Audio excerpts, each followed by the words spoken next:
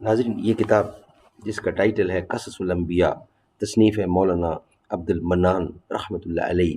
اس کتاب کے اندر حضور اکرم صلی اللہ علیہ وسلم سے لے کر حضرت آدم علیہ السلام تک کے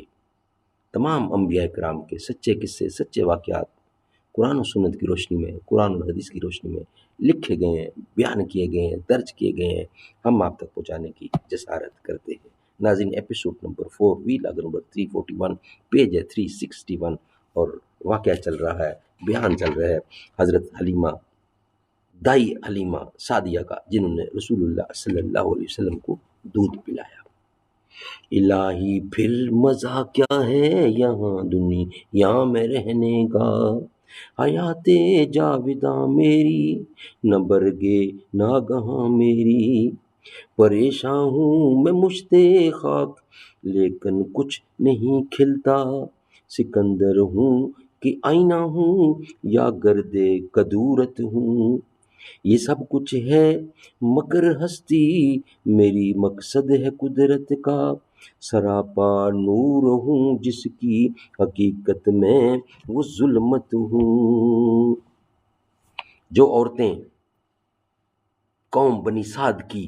مکہ میں آئی تھیں، سب کی سب نے پھر اپنے گھر کی طرف مراجعت کی، اور میں بھی آمنہ سے رخصت ہو کر رسول اللہ کو لے کر اپنے گدھے پر سوار ہو کر سب کے ساتھ چل دی، اور میرے گدھے نے 3 مرتبہ کعبہ کی طرف سجدہ کر کے روح بسوئے آسماں کیا اور مثال ہوا کے مجھے لے کر چلنے لگا، اور جو لوگ میرے ہمراہ تھے وہ دیکھ کر متحیر ہوئے اور پوچھنے لگے، اے حلیمہ، یہ وہی گدھا ہے جو تیرے ساتھ آیا تھا؟ میں نے جواب دیا کہ ہاں، یہ وہی گدھا ہے جو میرے ساتھ آیا تھا، اور تم لوگ دیکھتے تھے، سب سے پیچھے چلتا تھا۔ اور پھر گدھے نے بھی بحکم خدا کہا، اے لوگو، میں وہی گدھا ہوں جو بالکل لاغر تھا، اب میں بالکل تازہ دم ہو گیا ہوں، کسی بات کی تم کو خبر نہیں ہے، تم کو معلوم ہونا چاہیے کہ اب میری پیٹھ پر کون سوار ہے، اور یہ میرے لیے بڑی سعادت ہے اور فخر مندی ہے، یعنی میری پیٹھ پر خاتم الانبیاء ہیں، اور میں ان کا بھار بردار ہوں، اسی وجہ سے مجھ میں زور زیادہ ہو گیا ہے۔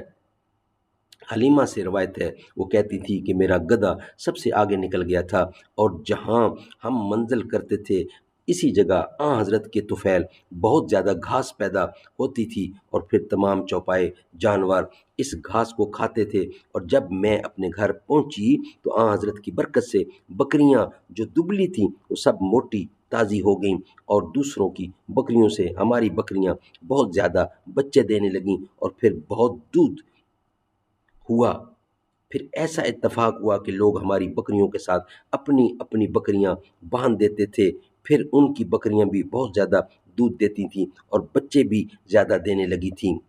کہتے ہیں کہ یہ سب حلیمہ سعدیہ کی خدمات کا صلہ تھا، اس واسطے کہ سرور کائنات صلی اللہ علیہ وسلم کی دائی تھیں، اور اللہ تعالیٰ نے خلائق کے دل میں محبت ڈالی تھی کہ جو شخص رسول اللہ کو دیکھتا تھا وہ بہت پیار و محبت کرتا تھا۔ جب حضرت صلی اللہ علیہ وسلم بڑے ہوئے اور بات چیت کرنے لگے تو سب سے اول کلمہ آپ نے یہ پڑھا، اللہ اکبر، اللہ اکبر، الحمد للہ رب العالمین۔ لوگ یہ سن کر بڑے ہی متعجب ہوئے۔ پھر حلیمہ نے کہا، اس سے بھی اور عجیب و غریب بات واقع ہوئی ہے، جس وقت حضرت صلی اللہ علیہ وسلم دودھ پیتے، روز 1 بار پیشاب کرتے اپنی عادت معین پر، اور مجھ کو پیشاب پاک کرنے کی حاجت نہ ہوتی تھی، فوراً پیشاب خشک ہو جاتا تھا اور اثر بھی نجاست کا معلوم نہیں ہوتا تھا، اور جب پیغمبر خدا بڑے ہوئے تو میدان کی طرف بذات خود تشریف لے جاتے تھے، اور نہ کسی لڑکے کے ساتھ کھیلتے تھے، الگ جا کر کنارے بیٹھ کر ذکر الہی کرتے تھے۔ جب عمر حضرت صلی اللہ علیہ وسلم کی عمر 4 برس ہوئی تو مجھ سے کہنے لگے کہ میں اپنے خویش و اقربا کو نہیں دیکھتا ہوں کہ وہ لوگ کہاں ہیں۔ میں نے کہا، وہ لوگ بکریاں لے کر میدان میں رہتے ہیں اور رات کو گھر میں آتے ہیں۔ رسول اللہ صلی اللہ علیہ وسلم یہ بات سن کر کچھ رونے لگے اور پھر کہنے لگے کہ میں یہاں اکیلا نہیں رہوں گا، تم مجھ کو میرے خویش و اقربا کے پاس بھیج دو۔ میں نے کہا، اے جان مادر، کیا تم باہر پھرنا چاہتے ہو؟ پھر میں نے ان کے بالوں میں تیل ڈال کر اور شانہ وغیرہ کر کے اور آنکھوں میں سرما وغیرہ لگا کر اور پھر ایک پیراہن پاکیزہ پہنا کر گلو بند یمانی گلے میں باندھ دیا تاکہ ان پر کوئی اثر زحمت کا نہ پہنچے۔ سبحان اللہ، سبحان اللہ۔ اور ایک لکڑی ہاتھ میں لے کر میرے بیٹوں کی ہمراہ باہر گئے اور پھر اسی طرح ہر روز میدان میں جاتے اور پھر بہت ہی خوش رہتے تھے۔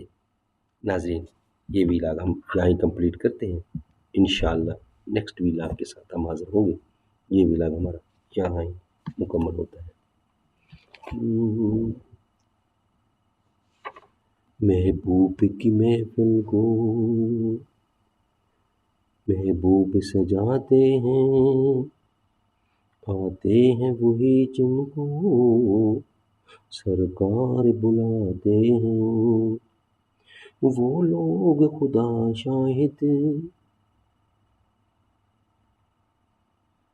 قسمت کے سکندر ہیں، جو سرور عالم کا میلاد مناتے ہیں، سرکار کی رحمت کا اندازہ نہیں جن کو، ان کو بھی میرے آقا سینے سے لگاتے ہیں۔ محبوب کی محفل کو محبوب سجاتے ہیں، آتے ہیں وہی جن کو سرکار بلاتے ہیں، وہ لوگ خدا شاہد قسمت کے سکندر ہیں، جو سرور عالم کا میلاد مناتے ہیں، سرکار کی رحمت کا اندازہ نہیں جن کو، ان کو بھی میرے آقا سینے سے لگاتے ہیں، اللہ کے خزانوں کے مالک ہیں نبی سرور، یہ سچ ہے نیازی ہم سرکار کا کھاتے ہیں، محبوب کی محفل کو محبوب سجاتے ہیں، آتے ہیں وہی جن کو سرکار بلاتے ہیں، وہ لوگ خدا شاہد قسمت کے سکندر ہیں، جو سرور عالم کا میلاد